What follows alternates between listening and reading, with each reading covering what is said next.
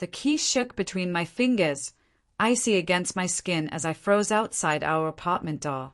The hallway carried its usual mix of burnt coffee and curry from next door, scents that normally grounded me. But tonight the air felt heavy, like it knew what was waiting.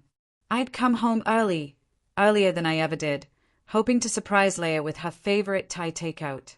The paper bag rustled in my grip, lemongrass slipping sharp into the air.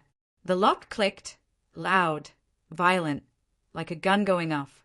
Inside, the living room was dark, except for the glow leaking from the half-closed bedroom door. A sound drifted out. A laugh. Her laugh. Light, unguarded, the kind I hadn't heard in months. My chest swelled for a second, thinking maybe she was happy, maybe things were okay.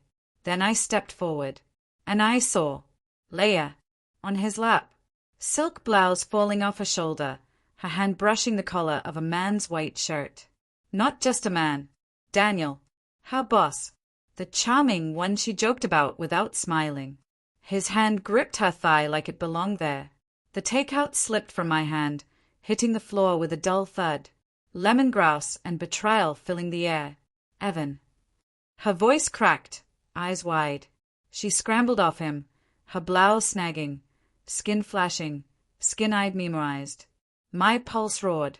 My chest burned like someone struck a match inside me. Daniel stood calmly, adjusting his tie. "Let's talk like adults," he said. Smooth, practiced, smug. I hated the stench of his cologne, sharp and rich, like ownership. "Get out," I growled, staring only at her. She flinched, her wedding ring catching the dim light like a cruel reminder. "Evan, please." She stepped closer, jasmine perfume stabbing me with memories. "Explain," I spat. "Explain why you're in his lap. Why you've been late every night. Why you reek of his cologne." Her lips parted, empty. Daniel cleared his throat. "Things happen. We're all human." I turned, fists tight. "Shut your mouth. Not in my house." He raised his hands, mocking surrender, before looking at her with a glance that cut me deeper than words. Then he left. Silence screamed after the door clicked shut. Leia sank to the couch, mascara streaking her cheeks. I stared at the spilled takeout, the lemongrass turning sour. I'd noticed the signs, hadn't I?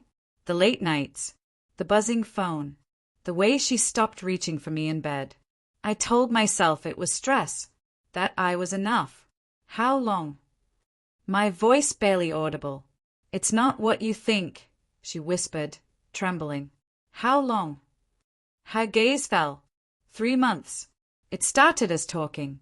He saw me. I laughed, bitter and sharp. "I've seen you every day for 10 years. When your mom was sick. When you got promoted and danced barefoot in this living room.